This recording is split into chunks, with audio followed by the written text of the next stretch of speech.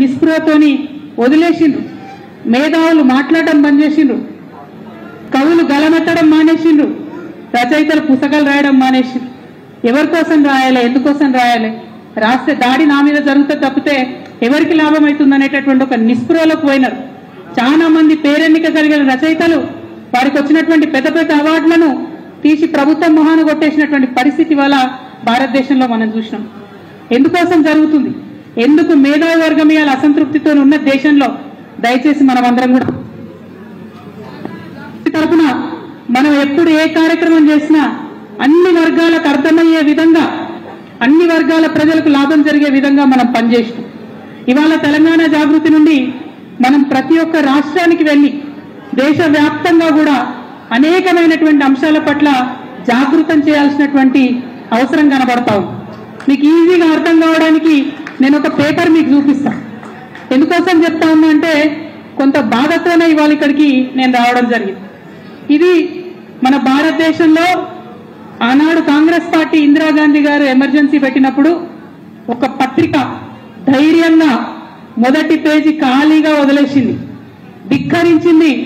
మీరు గొంతు నొక్కుతున్నారు ప్రజలది, ఇది తప్పు అని చెప్పడానికి ఆనాడు ఒక పత్రిక గుండె ధైర్యంతో నిలబడి మొదటి పేజీ ఖాళీగా వదిలేసింది.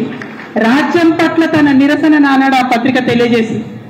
ఇవాళ ప్రజాస్వామ్యయుతంగా ఎన్నుకోబడినటువంటి సర్కార్లను భారతీయ జనతా పార్టీ కూల్చేస్తా ఉంటే, ప్రజాస్వామ్యంగా ఎన్నుకోబడినటువంటి ప్రభుత్వాలను దాదాపు 8 రాష్ట్రాల్లో కూల్చేస్తా ఉంటే పెద్ద పెద్ద పత్రికలు, పేరెన్నిక కలిగిన పత్రికలు ఏం రాస్తాయి? మహారాష్ట్రలో ప్రభుత్వం కూల్చేస్తే BJP Eknath Shinde as Maharashtra CM is a master stroke by BJP. ఇదా జర్నలిజం? షేమ్ కాదా? అడగొద్దా? దీని గురించి మన యువతను జాగృతం చేయొద్దా? అదేవిధంగా ఇంకో పత్రిక రాస్తుంది, చెక్మేట్ టు ఉద్ధవ్ ఠాక్రే అట. చెక్మేట్ టు ఉద్ధవ్ ఠాక్రేనా, చెక్మేట్ టు డెమోక్రసీనా? What is return here? Checkmate to democracy నడుస్తుంది అలా. ఈ విషయాన్ని అడిగేటోడు లేడు దేశంలో.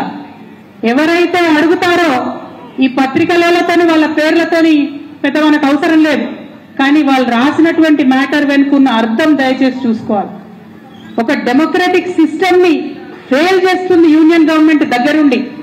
దాన్ని షేమ్ అనాలే, ఇది తప్పనాలే, కానీ అట్లా కాదు. దాన్ని గ్లోరిఫై చేసుకుంటూ చెక్మేట్ మాస్టర్ స్ట్రోక్ ఏమొస్తుంది పొగిడితే? ఉన్నటువంటి సిస్టమ్స్ అన్ని కుప్పకూలిపోతే ఏం జరుగుతుంది? ఇవాళ 4th ఎస్టేట్ అంటే, ప్రెస్ అంటే ప్రజల యొక్క ఆర్తనాదాల్ని ప్రభుత్వానికి వినిపించేలాగా చెప్పే మైకు ప్రెస్ అని మనం అనుకుంటాం. కానీ ఇవాళ ఇటువంటి పత్రికలను చూస్తుంటే 4th estate has become private estate అనిపిస్తా ఉన్నది. అటువంటి సందర్భాలను చూస్తే సిగ్గు అనిపిస్తుంది, బాధ అనిపిస్తుంది. ఫోటో పెట్టి నేనే హిందువును, నేనే పోటీ కానీ, నేను తోపు కానీ చెప్తే రాస్తారా? ఎవరు బంద్ చేసారు? నువ్వు ముఖ్యమంత్రి కాగానే తెలంగాణ రాష్ట్రంలో ఛానళ్లను బంద్ చేసింది ఎవరు? ఇలా మీడియాను బెదిరించేది ఎవరు? మాయేస్తున్నాయా? నువ్వు ఏం చేసినా చేయకుండా మీడియాను బెదిరిస్తున్నావు, నువ్వే బెదిరిస్తున్నావు కదా. మీడియాను ఎన్ని ఫీట్లకు లోబడికి పాతను తొక్కేస్తాడు. అయినా కూడా మీడియా మాట్లాడలే. ముఖ్యమంత్రి ప్రెస్ మీటింగ్ పెడితే ఏ ఒక్క విలేకరణ ప్రశ్నించే స్థాయి ఉందా? పరిస్థితి ఉందా? ప్రశ్నించే పరిస్థితి ఉందా? ఇది నువ్వు మీడియా గురించి మాట్లాడేది. డబ్బులు ఇచ్చి, యాడ్స్ ఇచ్చి మీడియాలో ఎట్లా రాస్తలేరు, వాళ్ళు వాస్తవాలు రాస్తున్నారు. కాబట్టి ఏం చేయాలి? యాడ్స్ ఇవ్వాలి, యాడ్స్ ఇచ్చి పబ్లిసిటీ చేసుకోవాలి.